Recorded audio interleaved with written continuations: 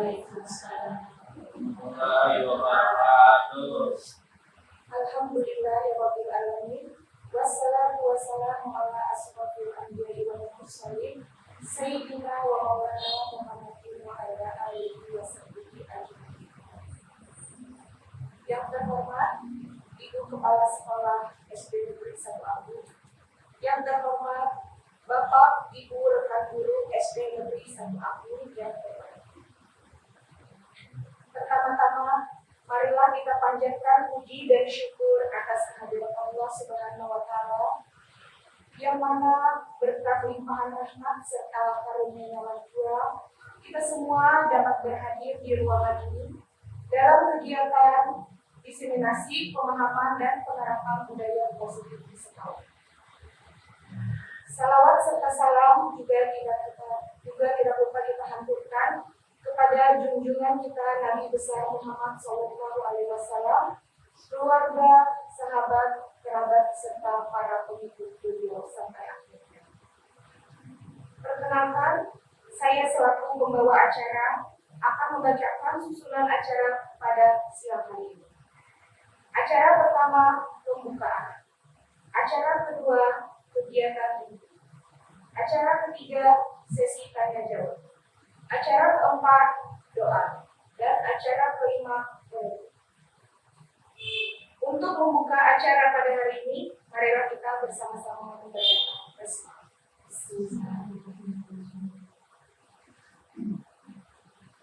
Acara kedua, kegiatan inti. Kegiatan inti pada hari ini dengan tema pemaparan diseminasi pemahaman dan penerapan budaya positif di sekolah sesuai dengan modul 1.4 pendidikan guru penggerak yang akan disampaikan oleh Ibu Nur Hayati SPD SD. Kepada Ibu, waktu dan tempat kami persilakan. Terima kasih kepada Ibu Nur yang sudah memberikan. Assalamualaikum warahmatullahi wabarakatuh. Waalaikumsalam warahmatullahi wabarakatuh. Yang terhormat Ibu Hajar Nurida selaku Kepala Sekolah SD Negeri 1 Abu, kepada rekan-rekan guru yang telah berhadir meluangkan waktunya pada hari ini, saya mengucapkan terima kasih banyak. Alhamdulillahirabbil alamin. Pada kesempatan hari ini kita dapat berkumpul di ruang kelas ini untuk melaksanakan kegiatan diseminasi pemahaman dan penyebaran budaya positif di sekolah. Saya akan menyampaikan tujuan kegiatan pada hari ini adalah merupakan tugas aksi nyata saya dalam mengikuti kegiatan pendidikan guru penggerak. Saya sudah menyelesaikan satu modul, di mana modul itu mempunyai 4 sub-modul. Ini adalah modul terakhir, yaitu 1.4 mengenai budaya positif di sekolah. Untuk itu saya ditugaskan untuk memberikan penimbasan tentang apa yang sudah saya pelajari pada modul 1.4 tentang budaya positif di sekolah. Langsung saja saya akan menyampaikan di sini menyebarkan pemahaman dan pengalaman penerapan budaya positif. Yang pertama, saya mengucapkan selamat datang para guru hebat. Mari belajar bersama, berkolaborasi, saling mendukung demi mewujudkan disiplin positif di sekolah kita tercinta ini.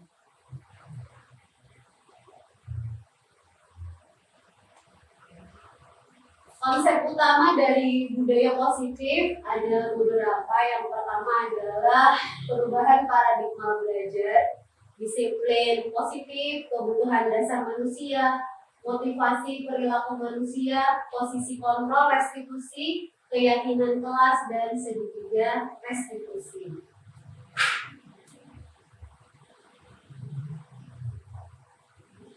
Nah, ini yang pertama adalah pembelajaran dengan paradigma baru. Pembelajaran dengan paradigma baru dirancang berdasarkan prinsip pembelajaran yang terdiferensiasi, sehingga setiap siswa belajar sesuai kebutuhan dari tahap perkembangannya untuk mewujudkan profil pelajar manusia. Dimana sudah kita tahu bersama, ibu-ibu, bapak-ibu, kalau profil pelajar Pancasila itu mempunyai 6 dimensi ya ibu-ibu. Ada dimensi beriman, bertakwa kepada Tuhan Yang Maha Esa dan berakhlak mulia, berkebinekaan global, bergotong royong, kreatif, bernalar kritis, dan mandiri. Nah, selanjutnya adalah disiplin positif. Dalam budaya kita, makna kata disiplin itu dimaknai menjadi sesuatu yang dilakukan seseorang pada orang lain untuk mendapatkan kepatuhan. Kita cenderung menghubungkan kata disiplin dengan ketidaknyamanan.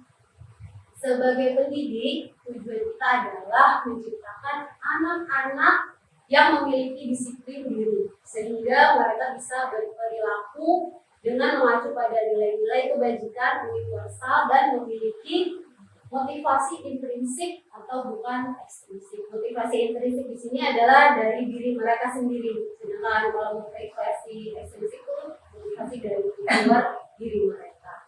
Nah, disiplin positif merupakan salah satu cara penerapan disiplin yang bertujuan untuk menunjukkan kesadaran serta memberdayakan anak untuk melakukan sesuatu tanpa sogokkan ancaman maupun hukuman. Jadi di sini mereka memunculkan itu dari diri mereka sendiri, yaitu motivasi intrinsik. Selanjutnya, nah ada 5 kebutuhan dasar dari manusia, yang mana semua orang pasti memiliki ini. Yang pertama adalah bertahan hidup. Contohnya bertahan hidup itu misalnya sandang, pangan, papan, itu termasuk dalam bertahan hidup. Selanjutnya adalah kasih sayang dan rasa diterima. Misalnya kasih sayang itu dari orang-orang terdekat kita, bisa keluarga, anak, dan suami. Terus penguasaan, kebebasan, dan juga kesenangan. Itu adalah kebutuhan dasar dari manusia.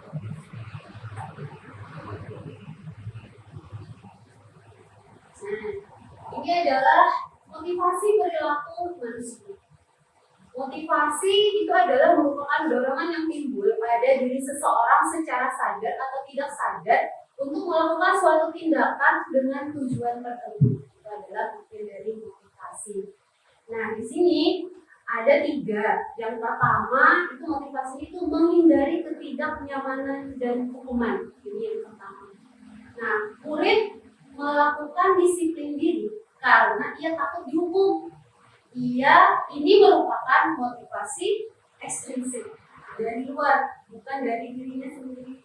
Untuk menghindari adanya ketidaknyamanan di hukuman, mereka disiplin, tapi dia merasa takut dihukum. Jadi dia melakukan disiplin tapi takut dihukum. Ini merupakan motivasi ekstrinsik dari luar. Berarti yang kedua, mendapatkan imbalan atau penghargaan dari orang lain. Nah, ini Bapak Ibu termasuk ke dalam motivasi ekstrinsik juga. Karena mereka melakukan disiplin diri karena ingin mengharapkan imbalan ataupun penghargaan dari orang lain. Mereka disiplin tapi mengharapkan imbalan. Ini adalah contoh motivasi ekstrinsik. Terus yang ketiga, menghargai nilai-nilai kebajikan diri sendiri. Nah, ini yang diharapkan muncul pada diri siswa kita. Mereka melakukan disiplin diri karena sadar akan nilai kebajikan dirinya. Nah, ini merupakan intrinsik atau ekstrinsik nih, Bapak Ibu, motivasi yang seperti ini. Iya, intrinsik ya, motivasi dari diri sendiri. Ya, mereka menghargai nilai-nilai kebajikan dirinya sendiri. Jadi dari dalam dirinya sendiri, walaupun tanpa diberi penghargaan atau imbalan, juga tidak adanya hukuman, mereka tetap melaksanakan disiplin karena mereka sadar kalau ini adalah motivasi intrinsik dari diri mereka sendiri.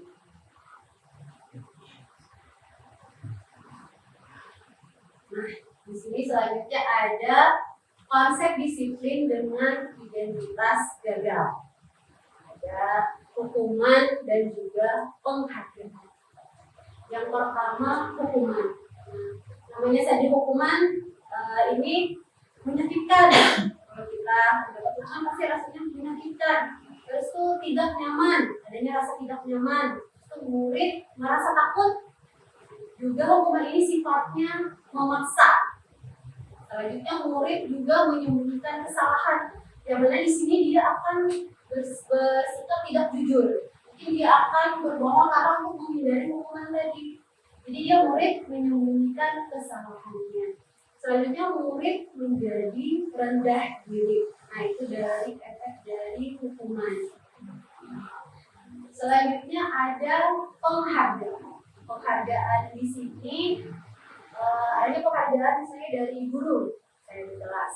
Pertama itu bisa menimbulkan tidak efektifnya, terus bisa merusak hubungan, yaitu sifat iri yang muncul dari dirinya, mematikan kreativitas, terus menghukum dengan sistem ranking, merampas hak menghargai diri. Misalnya nih, contohnya di situ ada merusak hubungan sifat ini. Misalnya nih kita di kelas, misalnya ada yang mendapat nilai 100, kita memberikan penghargaan berupa barang. Misalnya kita memberikan berupa barang kepada anak yang mendapatkan nilai bagus. Nah, otomatis ada di antara anak yang lain dia itu kita tidak tahu ya hati orang gitu ya. Jadi mereka ada sifat iri yang muncul. Oh, kenapa dia terus nih yang mendapatkan hadiah walaupun dia mendapatkan nilai yang bagus. Terus tuh mematikan kreativitas. Nah di sini anak-anak, oh segini aja nih aku sudah mendapatkan penghargaan nih dari ibu. Berarti tidak ada lagi untuk lebih bagus lagi. Jadi dia mematikan kreativitas dari anak tersebut. Ini adalah konsep disiplin dengan identitas gagal. Oke, selanjutnya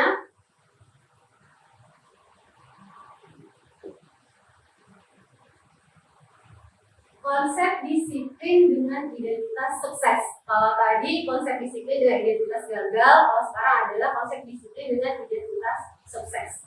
Nah, adanya konsekuensi dan restitusi.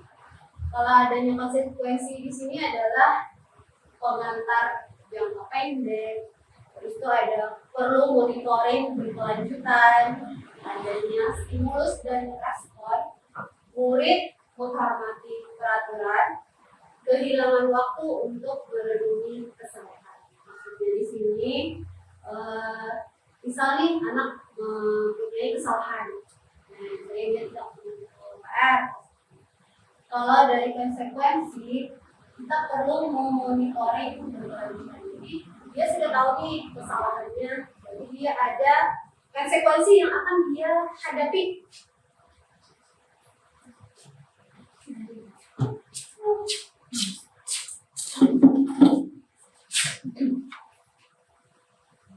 Nah, ada konsekuensi yang akan dihadapi oleh anak tersebut. Jadi kita perlu memonitoring tetap apakah anak ini melaksanakan hukuman tersebut atau tidak. Jadi tetap kita pantau. Terus adanya stimulus dan respon. Nah, kita sudah memberikan stimulus kepada anak. Oh, kamu ini ada kesalahan nih, kira-kira apa yang akan kamu lakukan? Apa yang akan kamu lakukan? Saya akan kelas, misalnya kalau dia ada mendapatkan pada konsekuensi ini, murid tetap dia akan menghormati peraturan. Namun, murid akan kehilangan waktu untuk merenungi kesalahannya. Nah, itu kalau di konsekuensi. Selanjutnya adalah restitusi. Nah, pada restitusi ini, murid bertanggung jawab atas perilakunya. Kemudian fokus pada pemecahan masalah jangka panjang, murid menghormati dirinya dan orang lain. Teori kontrol itu maksudnya dirinya si murid tadi yang memegang kontrol. Terus ada murid bersemangat untuk memperbaiki kesalahan.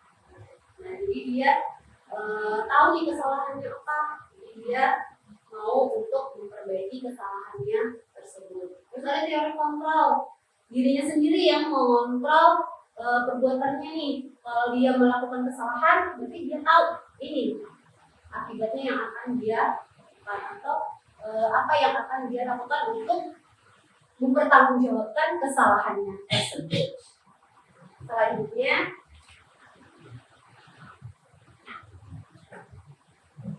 ada konsep disiplin pendekatan restitusi.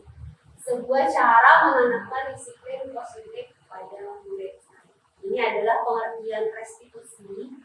Restitusi adalah proses menciptakan kondisi bagi murid untuk memperbaiki kesalahan mereka, sehingga mereka bisa kembali pada kelompok mereka dengan karakter yang lebih baik.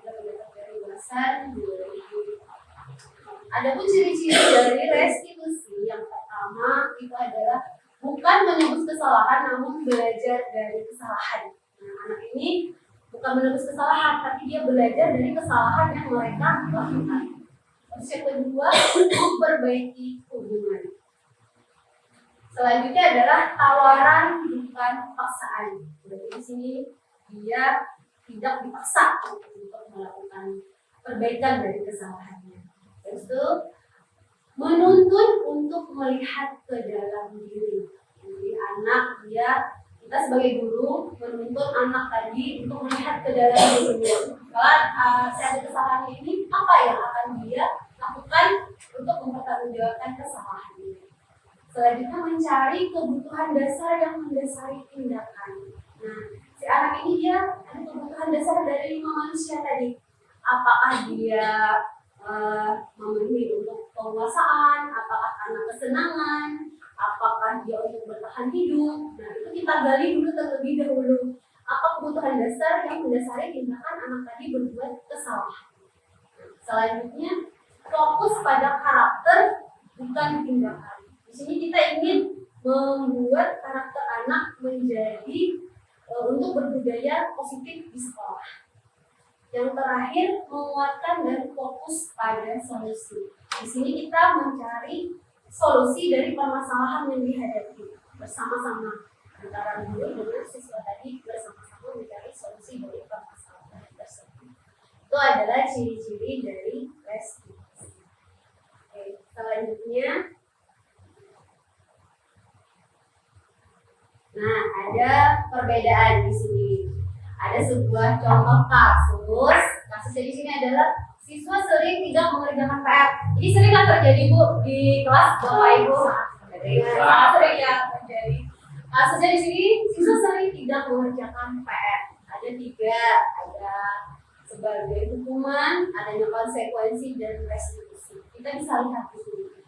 Kalau sebagai hukuman, guru menghukum siswa tersebut. Siswa ini karena dia tidak mendapatkan PR, dia akan dihukum dengan cara hormat bendera selama 10 menit misalnya.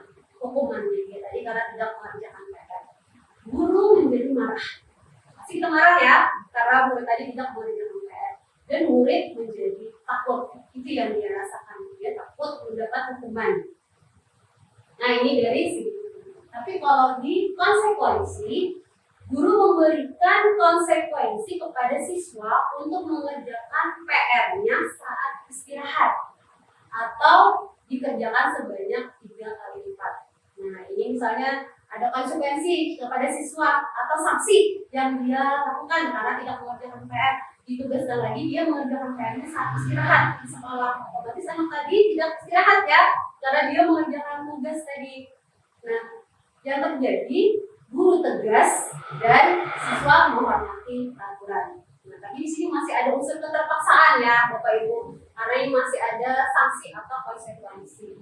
Terus yang terakhir adalah restitusi. Guru menanyakan keyakinan kelas atau dirinya dan membantu siswa menyelesaikan masalahnya. Nah, di sini guru tidak langsung memberikan hukuman, tapi menanyakan dulu keyakinan kelas atau dirinya dari murid tersebut untuk menyelesaikan permasalahan kenapa nih siswa ini tidak mengerjakan PR-nya. Nah, di sini guru menjadi terbuka dan siswa menghormati dirinya dan orang lain. Itu kalau kita berdasarkan restitusi. Nah, selanjutnya 5 posisi kontrol restitusi. Ada 5 posisi kontrol kita sebagai guru di sekolah. Yang pertama kita sebagai penghukum, pembuat rasa bersalah, sebagai teman, pemantau, atau sebagai manajer. Nah, sekarang saya tanya pada rekan guru sekalian, kira-kira di kelas nih posisi kontrol kita sebagai guru tuh berada di mana nih? Seimbang ya, semua kelas. Nah, sebelum kita bahas, ini adalah 5 posisi kontrol resolusi kita sebagai guru. Nah, untuk yang paling bagus di antara kelima ini adalah di posisi apa ya kira-kira nih yang paling bagusnya? Manajer, benar sekali. Yang paling bagus adalah posisi kontrol kita sebagai manajer. Kita bahas bersama. Nah, contoh penerapan 5 posisi kontrol. Ada kasusnya di sini. Siswa tidak memakai atribut lengkap saat upacara bendera. Sering terjadi ya Bapak Ibu ya. Sering terjadi sekali soalnya kita tidak lengkap atributnya saat upacara bendera. Kalau kita posisi kontrol kita sebagai penghukum, di sini sebagai penghukum kita katakan memiliki aturan sekolah, lalu berdiri di depan barisan. Nah, kita langsung menghukum anak tersebut. Nah, di sini posisi kita sebagai penghukum. Yang kedua, membuat rasa bersalah. Berapa kali bu guru harus memberitahu kamu, bu guru kecewa sama kamu. Nah, itu adalah kita sebagai pembuat rasa bersalah. Jadi kita memberi rasa bersalah terhadap anak tersebut dari kesalahannya. Selanjutnya kita bertindak sebagai teman. Kalau kita sebagai teman, ayolah yang tertib, buat bu guru bangga. Kali ini tidak apa-apa, kamu salah. Nah, itu contoh dari kita bertindak sebagai teman. Selanjutnya kalau kita posisi kontrol sebagai pemantau, kamu sudah melanggar apa peraturan dan konsekuensinya. Nah, ini tugas posisinya sebagai pemantau. Terus yang terakhir sebagai manajer. Apakah kamu tahu kesalahanmu? Kira-kira bagaimana kamu akan memperbaiki kesalahanmu? Nah, itu kalau kita sebagai manajer. Kita menggali dari siswa tersebut apakah dia sudah mengetahui kesalahannya atau tidak. Kita tidak langsung memberitahu kepada dia apa kesalahan dia, tapi kita menggali dulu dia tahu tidak apa kesalahannya. Nah, lalu bagaimana cara dia memperbaiki itu kesalahannya tersebut. Nah, itu kalau kita sebagai manajer. Oke, saya lanjutkan. Nah, selanjutnya adalah keyakinan kelas. Nah, di sini ada beberapa pertanyaan pemakai. Mengapa keyakinan kelas tidak peraturan kelas saja? Di sini ada peraturan kelas ya. Nah, di sini mengapa harus keyakinan kelas tidak peraturan kelas? Contoh nih pertanyaannya. Mengapa kita menaati peraturan tentang penggunaan helm pada saat mengendarai kendaraan roda 2 atau motor? Mengapa Bapak Ibu kita mesti menaatinya? Untuk apa? Demi keselamatan. Benar, demi keselamatan. Terus yang kedua, mengapa kita menaati peraturan tentang penggunaan masker dan mencuci tangan setiap saat? Kira-kira kenapa? Demi kesehatan. Benar sekali. Nah, itulah yang dimaksud dengan keyakinan. Nah, keyakinan yang ada dari dalam diri kita sendiri, muncul dari kita sendiri, bukan peraturan. Itulah yang disebut keyakinan. Jadi bukan peraturan, tapi keyakinan kelas yang muncul dari diri kita sendiri. Nah, ada kegiatan membuat keyakinan kelas. Guru bersama siswa membuat keyakinan kelas. Ada keyakinan kelas, ada juga keyakinan sekolah, ya Bapak Ibu. Kalau kita sebagai wali kelas, ada keyakinan kelas. Adapun langkah-langkahnya ada 3 di sini yang bisa kita lakukan. Yang pertama, berdiskusi tentang peraturan. Jadi kita berdiskusinya dengan siswa di kelas. Bisa kita membagikan dengan post-it. Ya, kita tulis dulu peraturan. Misalnya anak-anak, ayo setiap anak tuliskan 1 peraturan yang ingin kamu lakukan di kelas pada kertas post-it tersebut. Nanti ramai tuh anak-anak akan menuliskan. Kamu aja terus. Bisa dengan cara menempelkan di papan tulis. Tempel apa yang dia tuliskan ditempel semua. menempel sama kelas. Nah, apabila sudah, yang kedua, merumuskan peraturan menjadi keyakinan. Nah, peraturan kelas tadi dirubah menjadi keyakinan. Didiskusikan lagi bersama anak-anak, bersama siswa kelas. Dari peraturan itu dirubah menjadi keyakinan kelas. Nah, setelahnya, setelah dirumuskan, yang ketiga, menempelkan keyakinan kelas. Menempelkan keyakinan yang sudah disepakati di kelas. Apabila sudah terbentuk atau tersusun keyakinan kelasnya, itu hasilnya ditempel di kelas supaya terlihat oleh semua warga kelas agar anak-anak bisa melihat dan melaksanakan keyakinan kelas tersebut.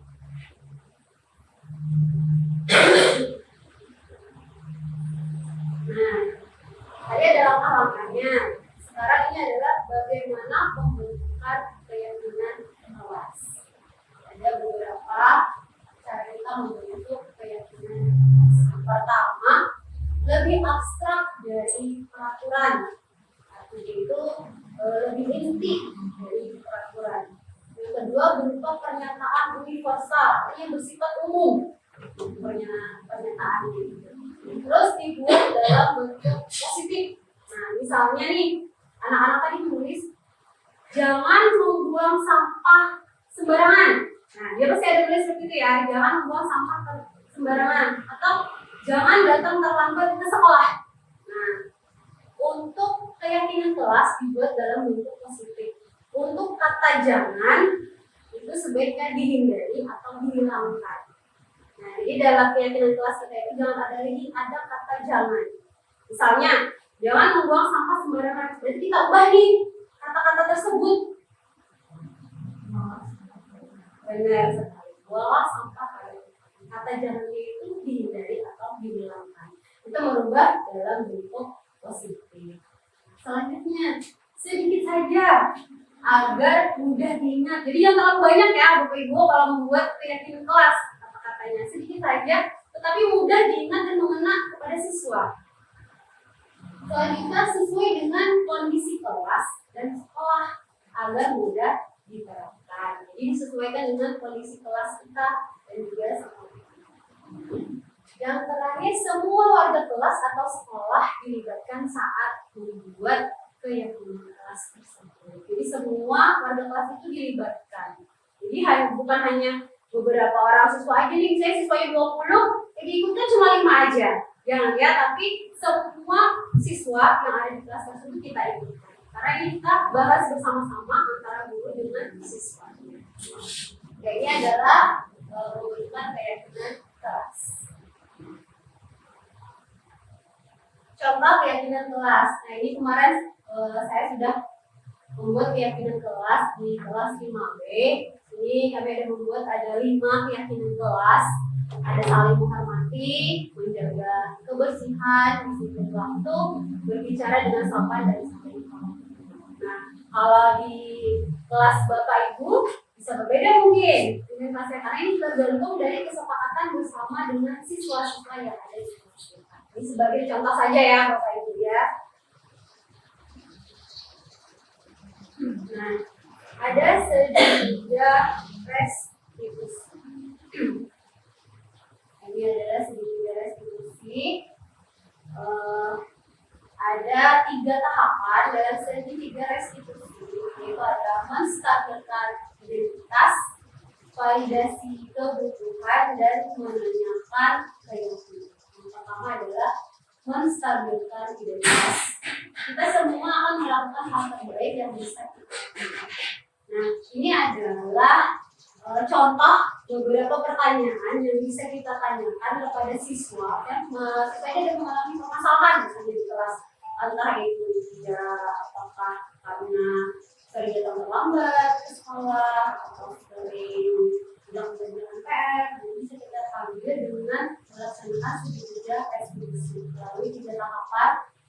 Pada saat menstabilkan identitas, kita bisa memberi pertanyaan yang seperti ini. Setiap orang pasti pernah melakukan kesalahan. Nah, itu contoh pertanyaannya ya, Bapak Ibu ya.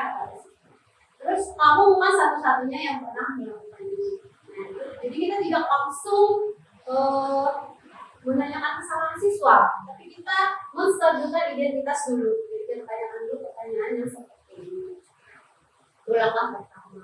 Selanjutnya langkah selanjutnya adalah validasi tindakan yang salah atau memvalidasi tindakan. Semua perilaku memiliki alasan. Ya, semua perilaku siswa itu pasti ada alasannya. Nah, yang dapat kita tanyakan, ini contoh pertanyaannya ya Bapak Ibu. Kamu tentu punya alasan mengapa melakukan hal itu. Nah, contoh pertanyaan lain, adakah cara yang lebih efektif untuk mendapatkan apa yang kamu inginkan? Jadi kita tanyakan dulu, itu dengan cara memvalidasi kebutuhan atau validasi tindakan yang salah. Nah, untuk langkah selanjutnya adalah menanyakan keyakinan. Nah, keyakinan kelas yang kita sudah bentuk di kelas tadi. Kita tanyakan kepada siswa tersebut. Kita semua memiliki motivasi internal. Nah, dari sikap itu kita bisa tanyakan nilai-nilai apa yang telah kamu sepakati. Sepakati dengan keyakinan kelas. Terus itu, kamu ingin menjadi orang seperti apa? Itu bisa kita tanyakan dalam menanyakan keyakinan terhadap siswa. Nah, kemudian ini adalah contoh penerapan segitiga restitusi.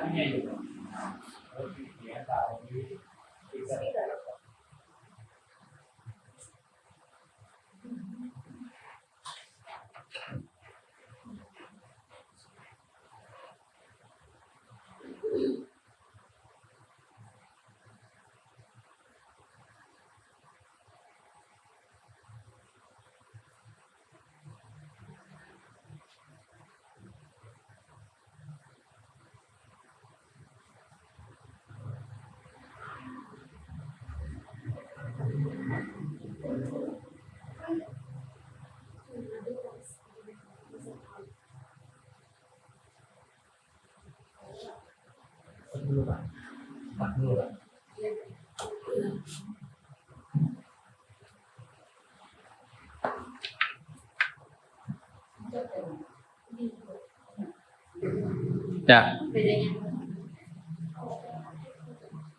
Bapak Ibu, ini adalah contoh dari penerapan segitiga restitusi.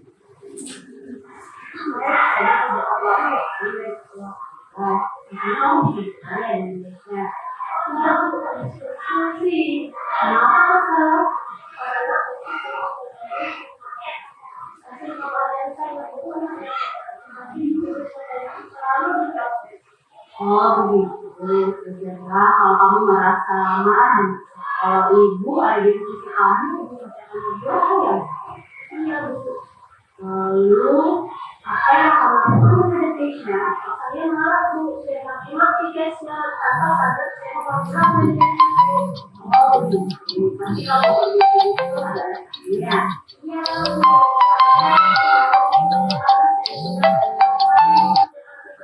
Tapi Krisna hanya tidak mau berusaha sendiri. Iya, baik. Tentu saja kalau kamu merasa marah karena tidak rela pekerjaan kamu bisa sedikit saja. Ibu sangat menghargai tindakan kamu karena tidak berbuat buruk kepada Krisna. Mengumpul. Sekarang coba saya tutup. Pada saat saya marah sampai menggunakan meja, apakah sudah sesuai dengan keyakinan kita? Tidak bu. Terus menurut kamu keyakinan apa yang sudah kamu langgar? Saling menghormat di antar teman bu. Ya, menurut kamu saling menghormati antar teman itu penting ya? Penting bu. Baik, kalau menurut kamu itu penting, jadi keyakinan apa yang harus kamu lakukan pada saat ini? harus lebih bersabar, Bu. Kamu bersedia memperbaiki kesalahan ini? Bersedia, Bu. Apa yang akan kamu lakukan untuk memperbaiki masalah ini, baik? Saya harus lebih bersabar dan memahami teman saya. Kalau ada ketemu yang mencoba, saya akan melakukan kesalahan itu, Bu. Ya, tepat sekali dengan teman. Tetap semangat ya, Teh. Salam sehat. Terima kasih, Bu. Ya, sama-sama.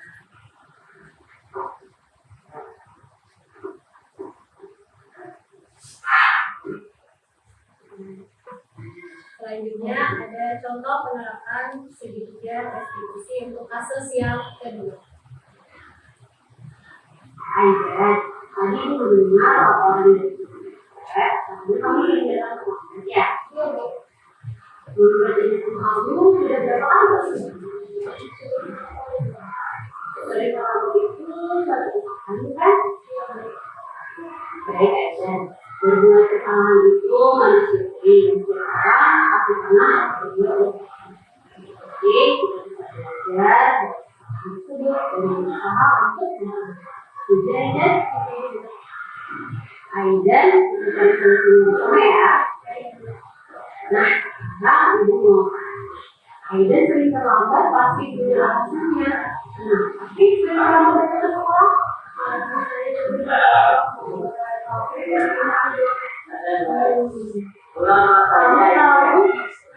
Tidak, saya ingin sekolah ini telah dikatakan. Nah, kalau terlambat ke sekolah itu sudah sesuai dengan kelas. Dan menurut kamu, keyakinan atas apa yang sudah kamu langgar di situ? Yaitu, menurut kamu itu tidak?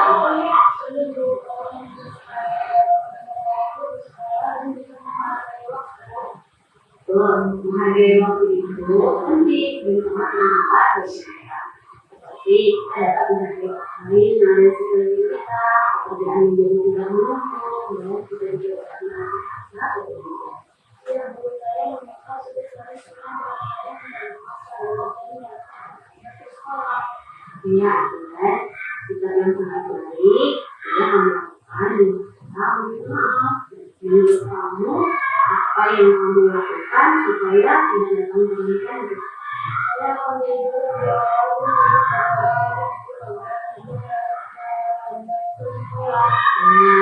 baik, dan kamu sudah menemukan solusinya dan ibu akan bekerjasama dengan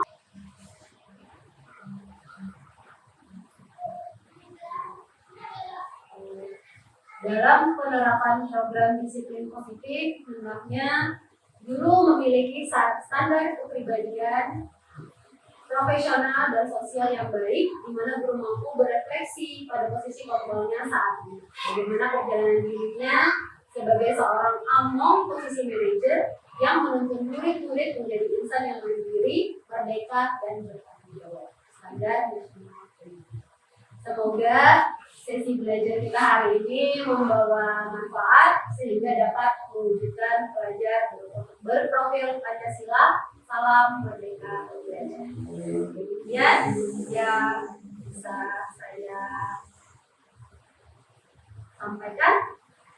Terima kasih. Wassalamualaikum warahmatullahi wabarakatuh. Waalaikumsalam warahmatullahi wabarakatuh.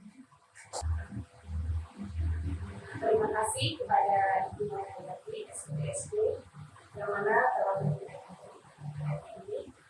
Semoga apa yang beliau sampaikan tadi bisa diterapkan di sekolah. Acara selanjutnya sesi tanya jawab. Untuk sesi tanya jawab, silakan kepada Bapak Ibu. Waktu dan tempat kami bersama.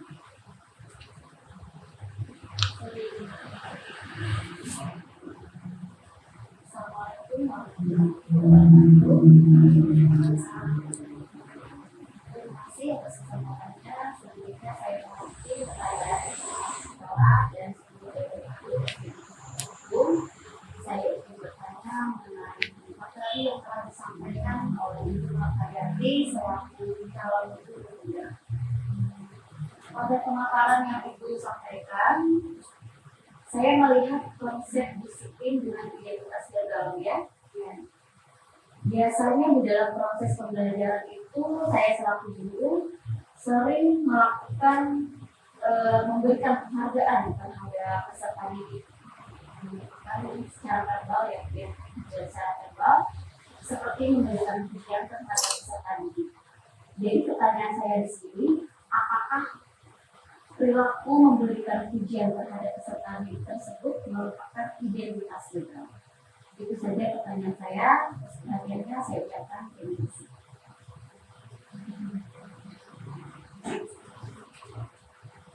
Terima kasih kepada Ibu Mafida. Untuk selanjutnya, apakah masih ada yang ingin ditanyakan? Silakan kepada Ibu. Waktu dan tempat kami. Assalamualaikum warahmatullahi wabarakatuh. Terima kasih atas kesempatan yang diberikan kepada saya untuk memberikan materi. Yang ingin saya tanyakan yaitu apakah keyakinan kelas yang sudah dibuat bersama siswa di kelas itu bisa diubah kapan saja. Terima kasih. Assalamualaikum warahmatullahi wabarakatuh.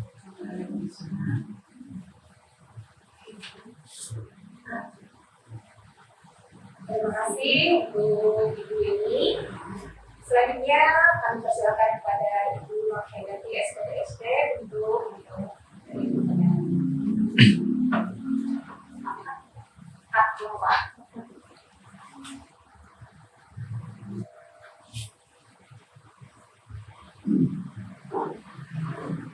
Terima kasih kepada Ibu Mafida yang sudah memberikan pertanyaan dan ini sudah.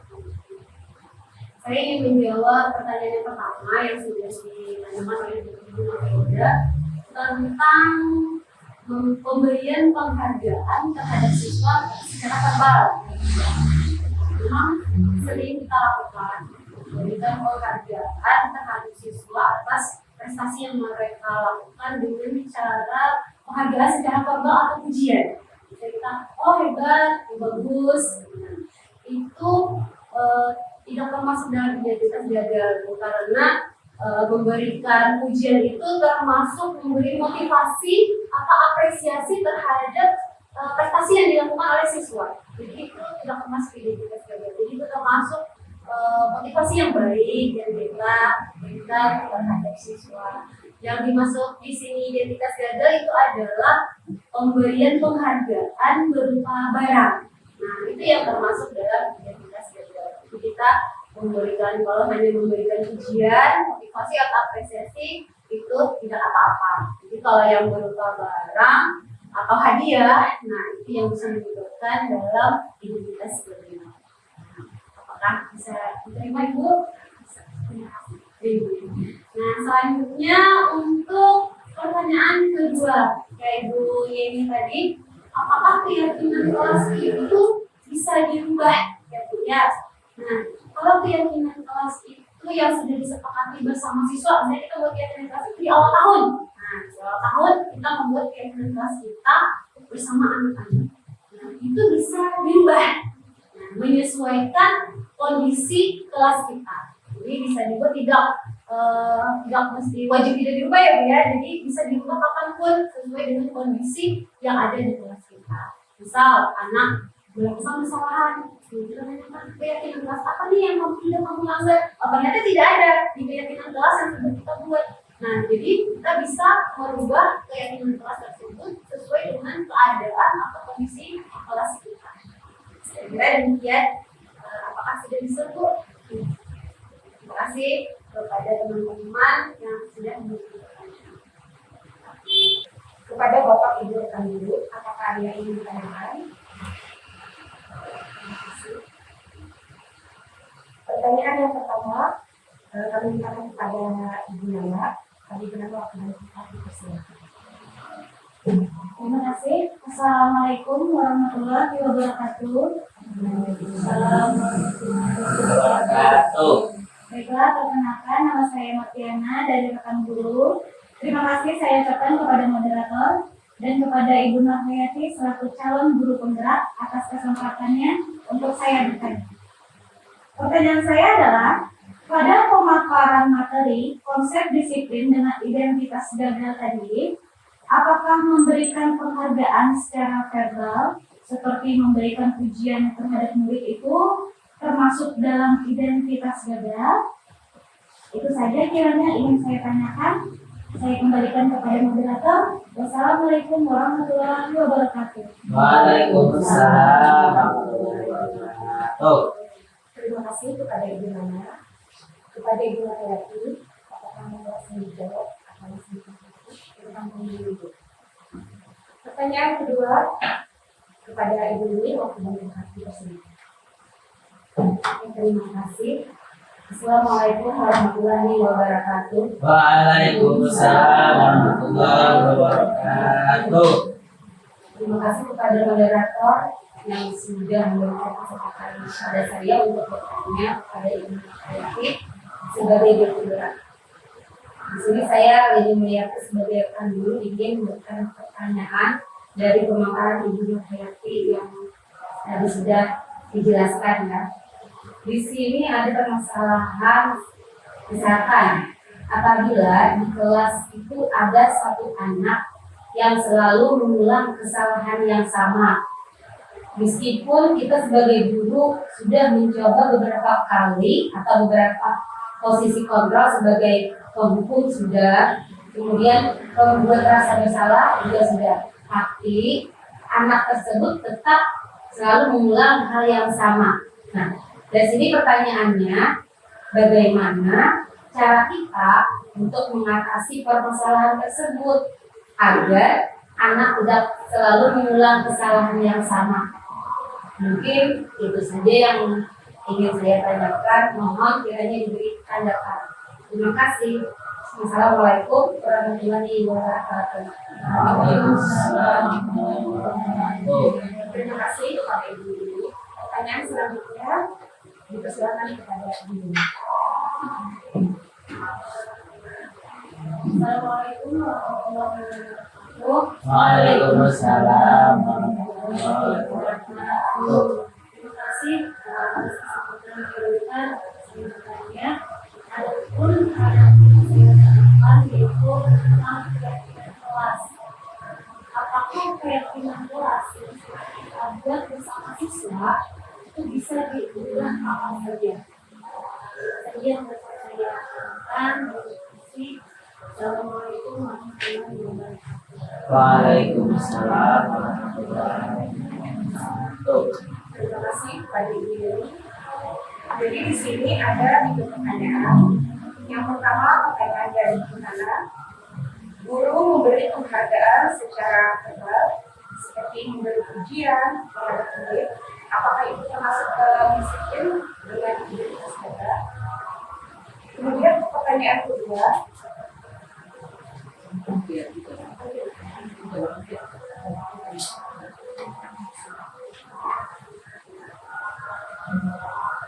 Sekarang kita kembalikan kepada Ibu Nurhayati, bagaimana cara menanggapi dari pertanyaan tersebut.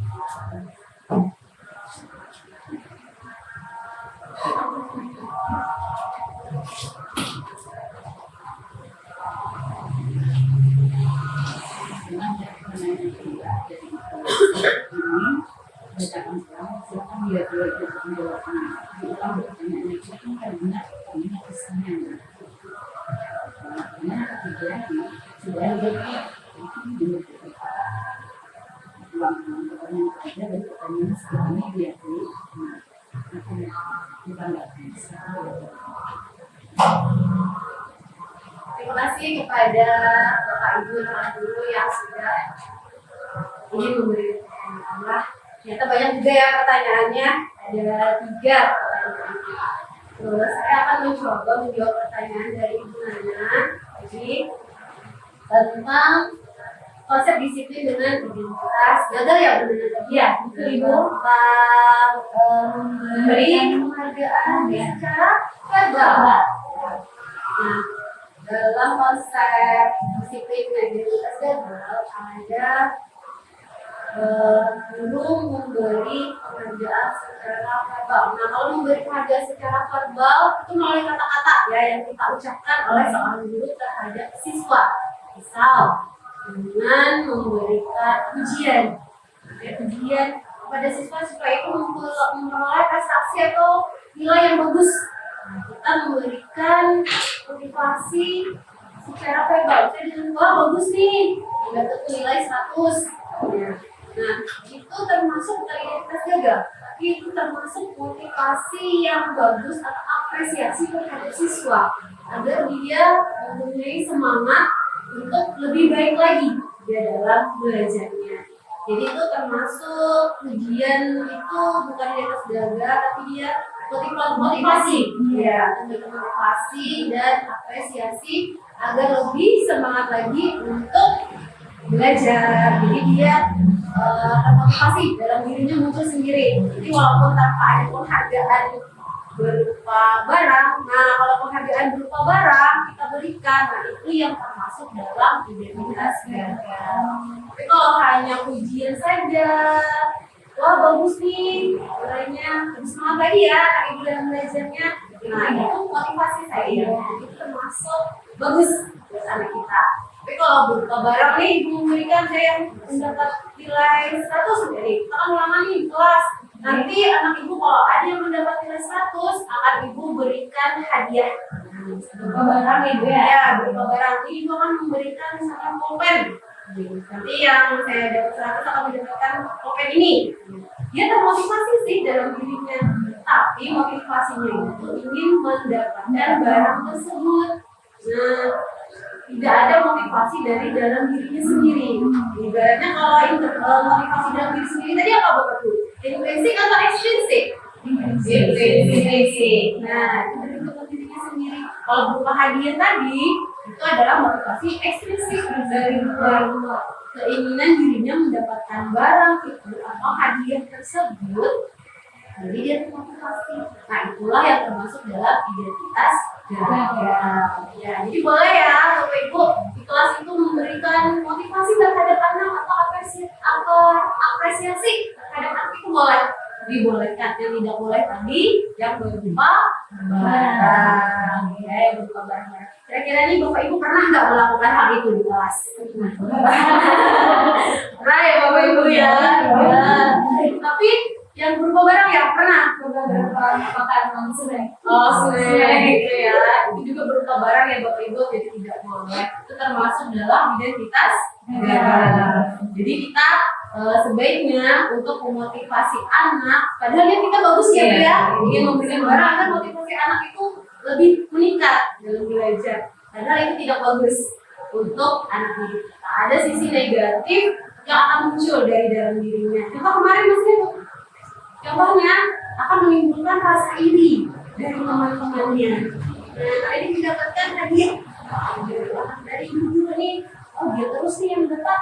Dia akan menimbulkan rasa iri dari temannya tersebut. Tapi kalau hanya sekedar motivasi, apresiasi, tidak menimbulkan rasa iri. Karena itu berdasarkan dari dirinya sendiri, bukan dari orang lain. Nah, itu berarti kita sudah memberikan atau menimbulkan budaya positif bagi anak. Jadi supaya dia termotivasi dari dalam dirinya sendiri. Oke. Apakah ada Bapak Ibu yang ingin menambahkan? Saya menanggapi dari pertanyaan Ibu Nana. Oke, jadi sudah jelas. Terima kasih Ibu. Terima kasih kepada Ibu. Di sini ada lagi pertanyaan kedua dari Ibu. Apabila di kelas ada satu anak yang selalu mengulang kesalahan yang sama, walaupun kita sebagai guru sudah mencoba beberapa proses kontrol sebagai penonton sudah, kemudian sebagai pembuat rasa bersalah itu sudah, tapi anak tersebut tetap mengulang hal yang sama. Pertanyaan seperti itu. Ya, Ibu ini ada Bu ya siswa yang di kelas walaupun sudah beberapa kali diberi teguran, si anak ini masih belum. Kira-kira dari Bapak Ibu rekan guru ini apakah dia ingin menanggapi permasalahan dari Ibu Leni. Silakan Pak. Bobi.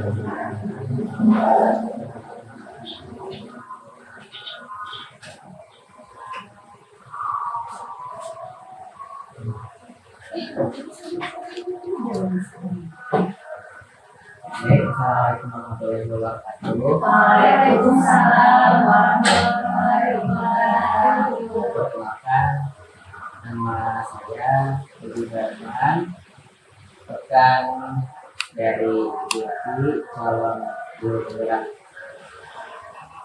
Baik, di sini saya ingin sedikit menanggapi pertanyaan dari ibu ini tadi terkait dengan siswa yang selalu mengulang kesalahannya di kelas walaupun sudah diberi teguran. Baik, pengetahuan yang saya pernah terjadi di kelas itu, yang pertama itu mungkin dari guru itu harus mengidentifikasi penyebabnya apa, seperti itu ya, atau harus mencari tahu mengapa siswa tersebut terus mengulang kesalahan tersebut. Apakah ada faktor tertentu yang mempengaruhi perilaku mereka, seperti masalah di rumah atau kesulitan belajar atau masalah emosional. Kemudian kita tuh sebagai guru harus memiliki komunikasi terbuka dengan siswa tersebut. Kita tuh bisa membicarakan secara pribadi dengan siswa untuk memahami kepada mereka, dengarkan dengan penuh perhatian dan tunjukkan empati kepada mereka, agar mereka merasa nyaman dan didengar dan dihargai. Nah, kemudian selanjutnya kita harus menetapkan harapan dan aturan yang jelas. Itu kita pastikan bahwa siswa memahami aturan kelas dan konsekuensi dari pelanggarannya. Kemudian juga jelaskan dengan jelas apa yang diharapkan dari mereka.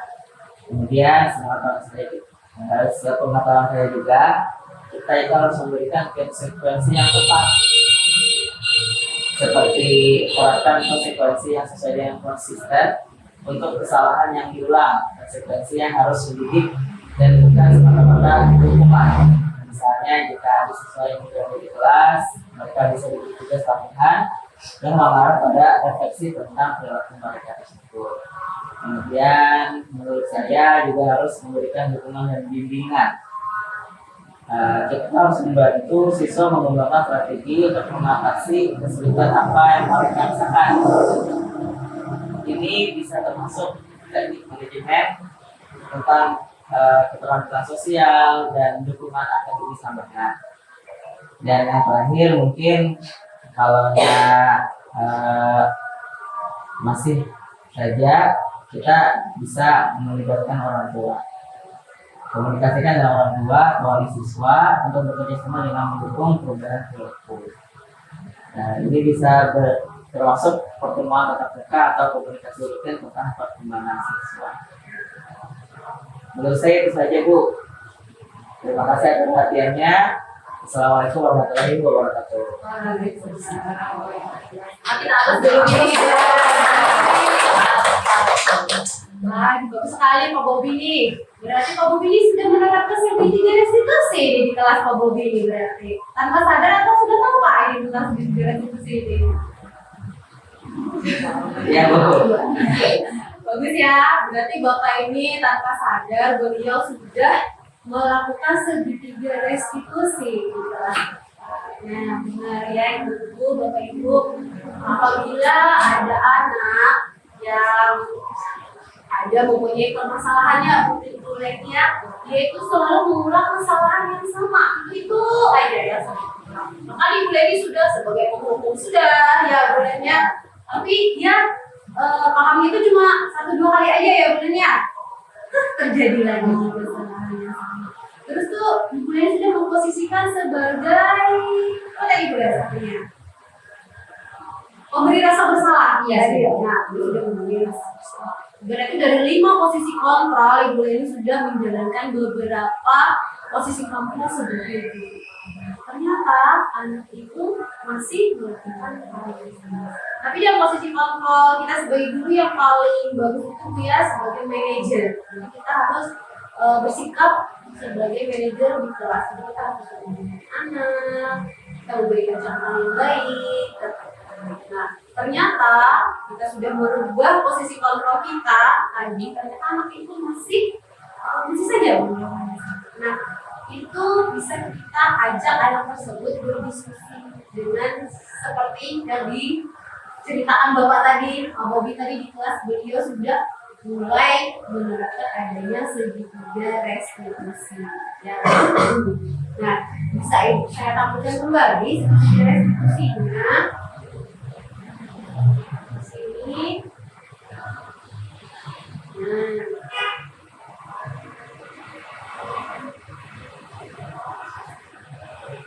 Segitiga restitusinya.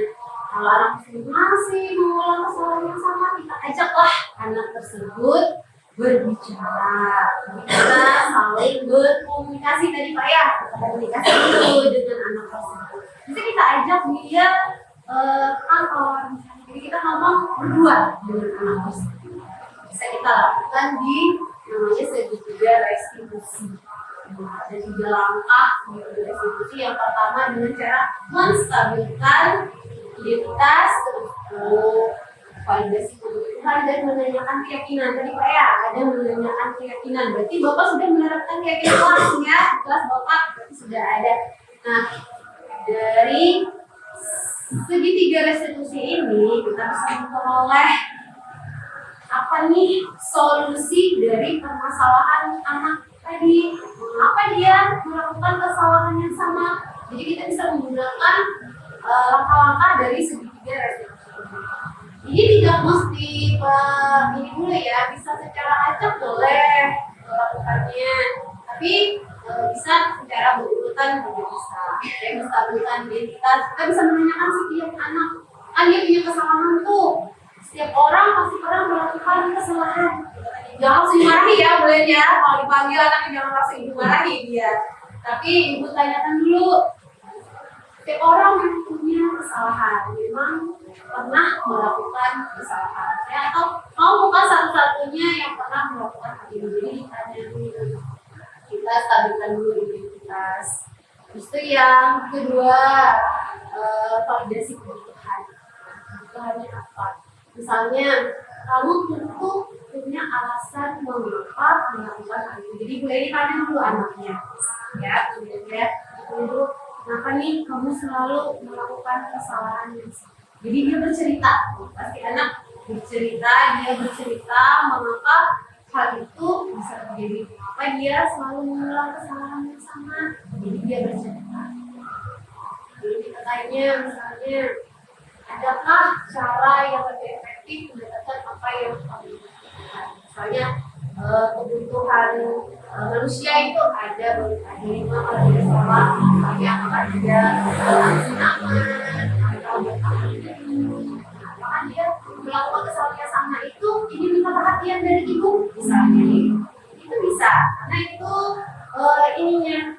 alasan dia apa kesalahan itu ingin minta perhatian dari ibu misalnya, itu dari nilai kepuasan atau dia senang misalnya, senang ada kesenangan di situ, senang ditegur ibu bisa juga. Jadi kita harus validasi kebutuhan si anak tadi, kenapa dia melakukan ini. Kita tanyakan, kita kembali tuh dari kita sharing dengan anak tersebut. Jadi gak apa-apa Bu ya, dipanggil anaknya, iya dipanggil anaknya, jadi komunikasi aja berdua sama anak tersebut. Ditanyakan, jadi dia bercerita apakah dia bermasalah di rumah, mungkin sama orang tuanya. Iya, Bobi tadi bisa sharing sama Bobi juga. Nah, jadi sesama rekan guru bisa saling sharing ya. Bobi sudah menerapkan nih di kelas segitiga restitusinya, bisa ditanyakan. Nanti kita sharing Pak ya, sama-sama setelah kegiatan ini kita sama-sama bekerja. Terus langkah yang ketiga ada menanyakan keyakinan. Kira-kira Ibu Lady udah ada bukunya nih keyakinan di kelas? Ya, ada ya Bu ya. Nah, jadi Ibu bisa tanyakan nih keyakinan kelas. Apa nih yang sudah kamu langgar dari kesalahan tersebut? Jadi dia tahu ini melakukan kesalahan berarti sudah melanggar keyakinan kelas yang ada di kelas. Jadi dia harus tahu nih kalau dia melanggar apa yang harus dia lakukan atau solusi. Berarti ibu berdua mencari sama anak mencari solusi dari permasalahan tersebut. Nah, ini namanya segitiga representasi. Jadi tidak apa-apa ya Bapak Ibu, ada permasalahan di kelas, panggil aja anaknya. Jadi kita ajak berkomunikasi, saling bercerita. Kadang anak itu takut ya Bu ya kalau dipanggil ke kantor. Kalau Bu, misalnya kalau misalnya kan ada anak-anak nih, teman-temannya kalau kita panggil ke depan, apa dia akan terserah kita aja atau harus ke kantor gitu? Oh iya betul. Kalau kita panggil langsung di kelas, mungkin ada rasa malu. Iya, malu. Atau misalnya, ini kenapa nih? Bu, kenapa ini dipanggil ke depan? Nah, jadi mungkin dia ada perasaan malu kalau dipanggil ke depan. Sebaiknya dipanggilnya itu sambil istirahat, bisa Bu dipanggil ke depan, diajak berbicara bisa ke kantor atau bisa di ruangan lain juga bisa Bu, selain kantor atau di perpustakaan boleh Bu, nggak mesti ke kantor atau di ruang kelas boleh tapi tidak di depan teman-temannya juga. Misalnya setelah kan anak ini baru aja nih melakukan kesalahan itu ngulang lagi, apakah ada jeda waktu atau langsung gitu kita memberi menegurnya ini? Ya kita panggil itu apakah kita langsung nih kamu langsung ke sini? Oh iya Bu ya. Ya, ada juga waktu. Oke. Tidak, tapi kita luangkan waktu agar bisa saat pembelajaran Bu ya. Gitu. Kita bisa menegurnya sebentar nih, tapi kita kembali memanggil anak tersebut di lain waktu yang berbeda.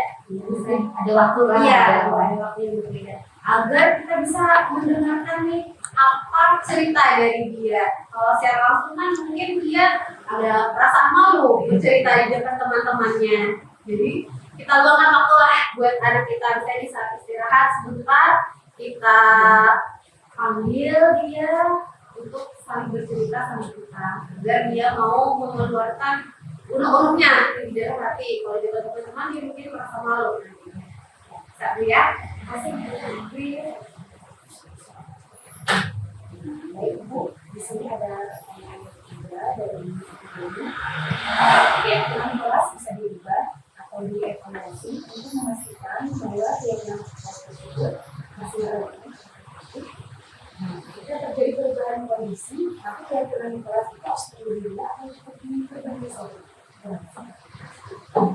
Terima kasih kepada Ibu Yeni yang sudah bertanya tentang keyakinan. Apakah Yeni sudah membuat keyakinan kelas Bu? Nah, sudah Bu ya. Keyakinan kelasnya dibuat kapan nih Bu? Ibu yang membuat keyakinan kelas. Pada saat awal pelajaran. Iya benar. Kita membuat keyakinan kelas itu pada saat awal tahun pembelajaran. Nah, kenapa? Agar di kelas kita itu mempunyai keyakinan kelas yang bisa dipatuhi oleh anak-anak di kelas kita. Betul. Untuk keyakinan kelas apakah boleh diubah? Ya, apakah tetap aja itu aja dalam 1 tahun keyakinan kelasnya? Tidak Bu, boleh diubah keyakinan kelas yang sudah kita buat bersama anak-anak tadi itu boleh diubah. Jadi tidak baku nih harus tahun itu aja. Jadi boleh diubah. Kenapa jadi boleh diubah? Karena itu menyesuaikan dengan kondisi kelas kita. Misalnya di kelas ada permasalahan anak berkesalahan. Ternyata solusi dari kesalahan tersebut tidak ada di dalam keyakinan kelas kita. Nah, jadi keyakinan kelas itu boleh dirubah sesuai kondisi keadaan di kelas atau di rekaman. Jadi boleh-boleh saja, sah-sah saja untuk dirubah, tidak masalah. Jadi kita berubahnya kan Bu, jangan ibu sendiri ya yang berubahnya, tapi tetap kembali bersama-sama dengan siswa kita di kelas. Diskusi lagi, bermusyawarah lagi dengan anak-anak kita di kelas untuk merubah keyakinan kelas yang sudah ada. Apakah mau ditambah keyakinan kelasnya atau dikurangi atau nggak mungkin dikurangi Bu ya, pasti ditambah gitu ya supaya lebih bisa lagi untuk keyakinan kelasnya. Sebenarnya, ya. Apakah Bapak Ibu ada yang ingin menambahkan nih terkait dengan kelas ini? Tidak ada ya. Oke. Jadi ini saja yang bisa saya sampaikan atau jawaban dari pertanyaan Bapak Ibu semua. Oke, tepuk tangan dulu buat semangat nih. Pertanyaannya banyak, ada 3 ternyata. Terima kasih kepada Ibu Nurhayati yang mana sudah berbagi wawasan dan pengetahuan kepada kita semua. Semoga apa yang Ibu sampaikan ini bisa kita terapkan di kehidupan sehari-hari. Amin. Acara selanjutnya doa. Untuk membacakan doa pada hari ini, kami mintakan kepada Bapak Bobi La ilaha illallah sallallahu alaihi wasallam. Al-Fatihah.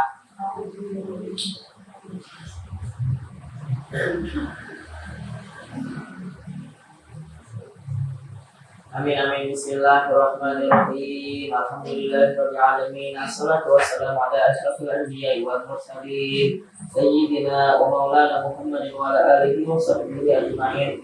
Allahumma ighfir li dhunubi walidayya warhamhuma kama rabbayani shaghira wa li jami'il muslimin wal muslimat wal mu'minina wal mu'minat ya arhamar rahimin. Allahumma inna nas'aluka salamatan fid din wa afiyatan fil jasad wa ziyadatan fil 'ilmi wa barakatan fil rizqi wa tawbatan qabla al-maut wa rahmatan ila al-maut wa rahmatan ba'da al-maut. Allahumma hawwin 'alaina fi sakaratil maut wa najatan min nar wal afwa 'inda hisab. Rabbana la tuzigh qulubana ba'da idh hadaytana wa hab lana min ladunka rahmah innaka antal wahhab. Rabbana atina fid dunya hasanah wa fil akhirati hasanah wa qina adzabannar. Wa sallallahu alaihi wa sallam wa ala alihi wa sahbihi wa sallam. Alhamdulillahi rabbil alamin. Taqabbalallahu minkum wa minkum karim. Terima kasih kepada Bapak Bobi yang sudah memberikan doa pada acara hari ini. Acara selanjutnya penutup. Untuk menutup acara pada hari ini, semoga kita bersama-sama membacakan Alhamdulillah. Saya selaku pembawa acara pada hari ini mohon maaf apabila dalam penyampaian acara pada hari ini terdapat kesalahan maupun tindakan. Akhir kata, wabillahi taufiq wal hidayah. Wassalamualaikum warahmatullahi wabarakatuh. Waalaikumsalam warahmatullahi wabarakatuh. Terima kasih Bapak Ibu yang sudah membersamai pada kegiatan ini. Sama-sama Ibu. Assalamualaikum warahmatullahi wabarakatuh. Saya Hajah Nurhuda, Kepala Sekolah dari Ibu Nurhayati di SD Negeri 1 Agung. Saya bangga dengan Bapak Ibu Guru SD Negeri 1 Agung yang mempunyai kinerja dan etos kerja yang tinggi. Khususnya saya bangga dengan Ibu Nurhayati yang mengikuti pendidikan calon guru penggerak. Tergerak, bergerak, menggerakkan. Diseminasi atau pengimbasan yang dipaparkan oleh Ibu Nurhayati merupakan aksi nyata dalam program pendidikan calon guru penggerak. Mudah-mudahan pengimbasan ini bersifat permanen dan mudah-mudahan diseminasi yang disampaikan Ibu Nurhayati akan menjadi motivasi dan contoh sehingga dapat diimbaskan pada Bapak Ibu Guru SD Negeri 1 Agung. Semoga nantinya anak-anak akan lebih disiplin yang akhirnya meningkatkan motivasi siswa untuk belajar dan berprestasi serta meningkatkan budaya positif di sekolah. Selamat kepada Ibu Nurhayati sudah melaksanakan diseminasi dengan baik, lancar, dengan persiapan yang baik. Demikian yang bisa saya sampaikan. Wassalamualaikum warahmatullahi wabarakatuh. Assalamualaikum warahmatullahi wabarakatuh. Saya Yuni Yuliati, rekan dari Ibu Nurhayati di SD Negeri 1 Agung. Menurut saya, dari pemaparan yang disampaikan oleh Ibu Nurhayati mengenai budaya positif sangat bagus untuk diterapkan di sekolah, terutama mengenai disiplin positif untuk siswa, karena masih banyak siswa yang disiplin, tapi disiplinnya dari faktor ekstrinsik, bukan dari dirinya sendiri. Untuk kami sebagai guru juga sangat baik karena kita menjadi tahu untuk memposisikan diri kepada siswa, apakah kita sebagai pemberi hukuman, pemberi rasa bersalah, teman, pemantau, atau sebagai manajer, bagaimana cara kita menumbuhkan perilaku intrinsik dari dalam diri siswa dan diri kita sendiri. Semoga dari adanya diseminasi ini bisa kita terapkan bersama-sama di lingkungan sekolah kita ini untuk membentuk siswa yang berkarakter sesuai harapan kita. Assalamualaikum warahmatullahi wabarakatuh.